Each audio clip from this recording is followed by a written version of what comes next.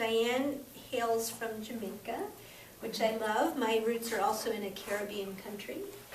And Dianne's a lawyer and a facilitator and a mom. She wears many hats. And it's just awesome that she speaks here on the second Sunday of each month. So please join me in welcoming Dianne.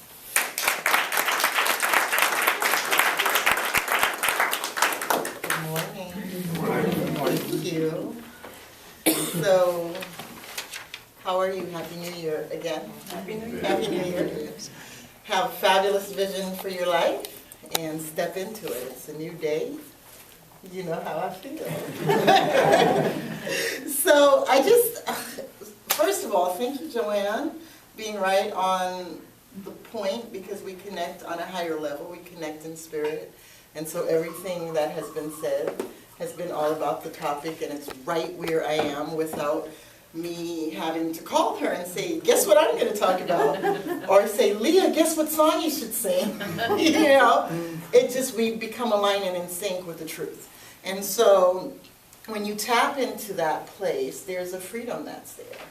And so today, let me back up a little bit. So Reverend Alex and I, we talk by phone and text and email about the topic, about, the vision, the global vision, and we have all these conversations.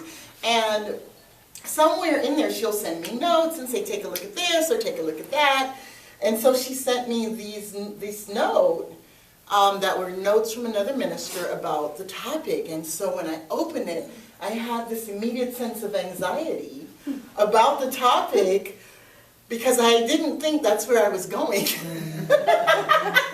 So I said, okay, let's get bigger about it. Let's open our hearts and awareness to come in alignment with the big overall global vision. What is it about? Come in alignment with that. And at some point, everything just kind of, as always, clicks and goes into sync. And I was in the process of thinking about, well, what is this whole big thing that we're talking about, suffering? And so I'm going to read a little bit from the note because I want to make sure that I get this part. It said, suffering comes from a state of mind. We absorb this state of mind from our surroundings, our parents, families, schools, friends, race mind. When we choose to learn to think differently, let go of suffering, victimhood, resentment, and hate, we become truly free. When we do this, we decrease the suffering in the world. We decrease the suffering in the world. And as I was thinking about that, I was thinking about, what does it mean to have a topic that says suffering is optional? Because we have all, joined in many places, right? On a global level, we have an agreement that suffering is a must, that we have to suffer. We have to go through pain and suffering. We say no pain, no gain. We say all kinds of things that lead into the idea that suffering is a requirement for our lives. And so what exactly is suffering? Mental suffering is the result of an attachment to fantasy, to that which isn't real. So I really loved how Herder said, look beyond the veil of illusion, right? She just said that in her power talk, and see God as in all things. Look beyond the veil of illusion. So what is the illusion that we have on a global level? On a global level, we have an illusion that says that here are the world's agreements to suffer. We lack. There is lack. There is no water. There's not enough food. So we've agreed to lack, limitation, not enoughness. We have agreed that there is a certain small percentage of people who have it all, and then the rest of the world, some may get some portion of something, and others get none. They just get to have none. And we've agreed that even though we know that we produce enough food on any given day to end hunger in the world, but we still agree that it's okay for people to starve and do without, because that's the agreement that we've made socially in our societies, is that there's going to be suffering. We agree that it's okay for people to live on the streets. We agree in a magnificent country as America, where there is more I mean, restaurants throw out more food per day than you could possibly imagine could end hunger in a small country. End it, not just, stave it off a little bit, end it. But when we agree that people should live on the streets and it's okay for them to do without, we agree that that's okay. And then we attach to that as if it's true, as if it's fact. Even though we have proof otherwise, we have absolute proof, no holds barred, that we have more food, more water, more supplies than anywhere than we'll ever need. We know this, but we've still attached to the agreement that poverty is a must, that people must suffer, that people must go through what they go through, that that's their journey, that's the way the world works. We agree to that. Now, how do we change it? How do we break attachments? Why do I say that suffering is optional? Because we have to choose, just like we have chosen for centuries to believe in a thing. For centuries we believed that slavery was a thing, that had to happen. Nobody disagreed with slavery. For many, many years, people were put on a boat, shipped across the ocean, and we agreed that that's the way that we would live. Some people would be owners and some people would be slaves. We agreed to that. And then one day we decided to break that agreement, that it was no longer okay. And we put things in place, and guess what? People don't live on plantations owned by their masters anymore, because we globally, on a world level, said no more. So it is up to us. When we say we see a world that works for everyone, it is up to us to break those agreements. It is up to us to decide that someone does not have to go without, that they don't have to be without, that they can have food, they can have a warm coat, they can have food and clothing and shelter. It's up to us to break those global agreements and make that shift. And the question is, how do we do that? And you all know I love to talk about, well, how does that work? How do you do that? You have to start with you. You have to start with you and break your agreements about the suffering that you're willing to have in your life. What does that look like? What is your personal suffering? I know that many of us have suffered, I've suffered personally, from agreements that I made with my family that this is how life is, or that I made with my culture that this is how life is, or that I made when I migrated to America that this is how life is, that we're better than them, they're different from us.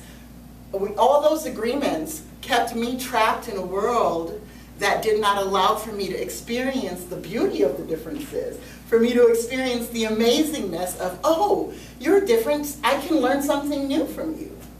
So when I broke those agreements and released myself from better than, different from, separate from, I became more in tune with life around me in the environment that I was living in. I became more aware of myself. So now, what are some of the ways that we as individuals suffer? We choose, because we choose to suffer. Pain will happen, and I'm not saying pain's not going to happen in your life. That is not what I'm saying, so hear me when I say it. Pain will happen. He will leave, she will leave, someone will die. You will bury someone that you love, chances are, many times before you yourself make your transition from the planet. You will experience all kinds of pain. You will also experience all kinds of joy. And what pain does and hurt does, because we condition ourselves to think, we first go in, we retreat from our circumstances. And we retreat and decide, it's okay, I'm going to go over here, I'm going to retreat, I'm going to allow myself to catch my breath and get through this thing. I'm going to go through it. But then we stay there. We stay and we decide, I'm going to live my life from this place of pain. I'm going to live my life from this hurt for the rest of my life. I will never raise my hand in class and ask a question again, because I was embarrassed by the teacher that one time when I asked that question and he made me feel like an idiot. So I will never allow myself to learn and raise my hand and ask questions so that I can expand my horizons, so that I can clear up whatever confusion that is going on in my mind about the topic, because I don't want to feel the embarrassment. I don't want to feel that. So now I've decided that I'm going to suffer. My education's going to suffer. What I could possibly learn, the growth that I could experience is going to end right now, because I will not ever again raise my hand. And it's like you attach yourself to those kinds of things. You attach yourself to the pain. I had the pleasure of speaking with a gentleman last night who was talking about forgiveness and really breaking down forgiveness. And we were having that conversation, and he asked me about my topic and what does it mean? What do you mean that suffering is optional? You know, and we had this great conversation for just a few minutes about the idea that I suffer emotionally. I suffer when I attach. I'm going to read what came out of it for me. This is what I came up with out of the conversation. Mental and emotional suffering ends when you accept the reality of the situation, you recognize the condition, even if it is negative or uncomfortable, and you give yourself permission to let go without trying to change it or control it. You give yourself permission to let go and grow. And it's like, what?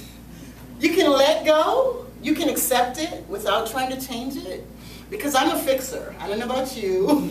I'm a fixer. If there is a problem, let's get to the solution. How do we fix it? How do we change it? How do we make it better or different from what it is? And in the fixing is where the suffering is a lot of times, right? Because you're in there trying to make a change, trying to get the person to understand, trying to get them to feel what you're feeling, trying to get in there, and you're working and working for naught,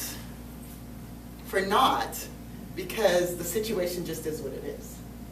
So you accept, when you accept, this is what it is. This is what she's doing. This is her choice. This is what she's choosing for her. Then you can choose you. And you can choose to let it go, bless and love that person, bless and love his choice, her choice for their life, and let go. And then once you let go, you have the freedom to focus back on yourself, right? And put the focus back on your vision and step into living your life in freedom, because that's what it's about. Suffering keeps you contained in a place that's uncomfortable. And here's something that I really tuned into thinking about suffering on a personal level. Sometimes you're suffering and you don't even know. How about that? How about sometimes you have locked yourself in a box that you are living in a way of being that seems to work, and you all have heard me talk about this before. It seems to work for you, but really you're not really experiencing life, because all you're doing is standing in the doorway and looking out at other people living their lives. All you're doing is keeping up with everybody else's story about themselves, but you're not stepping out the door. We were talking about the door just a couple minutes ago. You're not stepping out the door. You're not opening the door and going out and living your life, because you have created this safe place that you live in. And you're thinking, oh, I'm safe, because I'm in the familiar discomfort of my little space, and there's no expansion and there's no growth. And what's happening when you're not expanding and you're not growing is you're dying, like all living things. All living things must grow, expand, develop, and unfold emotionally, mentally, spiritually, with great love, with great joy, with great creativity, with great experiences. And if you have yourself locked in a box and you are in your safety zone, you are suffering and you don't even know it. Pay attention to that. And I was like, what? How can you be suffering? As I'm sitting with all of this coming through me, it's like, how can one be suffering and not be aware? Because you have become so used to discomfort. You have become so comfortable with familiar discomfort that is all that you have come to know. And you have forgotten what it felt like to grow, unfold, be the butterfly that comes out of the cocoon, to fly, to spread your wings, to see the world, to live the world, to be in joy, to be in love, to be in peace, to be in harmony, to be confident, to have that sense of safety that says, I am free to be. I am free to love. I am free to be in joy, to be in love, to be in harmony, to be in peace, to just be me. I am free. And once you realize, and that's why it's so important to take inventory and take stock of your life all the time. Step back and survey the land. How am I living? What is going on in my life? What have I chosen for myself? Is there expansion? Am I growing? Am I healthier? Am I stronger? Am I doing more? Is there more creativity going on? Do I have more new interesting people in my life? How am I living? How am I growing? What have I learned today? When you step back and take that inventory of your life, it's not a place to beat yourself up and choose to suffer some more. It's a place to go, okay, haven't done anything over here in the joy department, haven't done anything over here in the creativity department in a while. Let me go over there and play and explore and develop and unfold myself and release myself. Let me see, how am I contributing to the world? How am I giving? How am I of service? What is my mark that I am leaving so that others may live better because I was here? What is it? And it can be the simplest thing, from the dollar out the window to the guy that's begging for money, to the smile that you give to someone when they're walking down the street with their face all scowled up and brows knitted, to the good morning, to the big check that you may write. It could be about any way of giving, to the fact that you listened to someone, that you opened yourself up and gave love so freely that someone else was blessed with the ability to feel love. How incredible is it when we choose to release ourselves from our box? Release yourself from your box. So today, my encouragement to you is, step back. Assess the landscape of your life and really take a look at, where have I chosen to stop growing? Where have I chosen to be in an uncomfortable okayness, rather than to take the lid right off it and live fully and live out and give myself an opportunity, take a risk, open myself and take another chance again? Where have I done that? And then when you discover that place, I encourage you to find a way to go in there and gently walk yourself through the door. Gently walk yourself out of the box, through the door, and into the world. When you're in the world and I'm in the world, and we're doing and living from our highest selves, we are creating a world that works for everyone. And so it is. Thank you.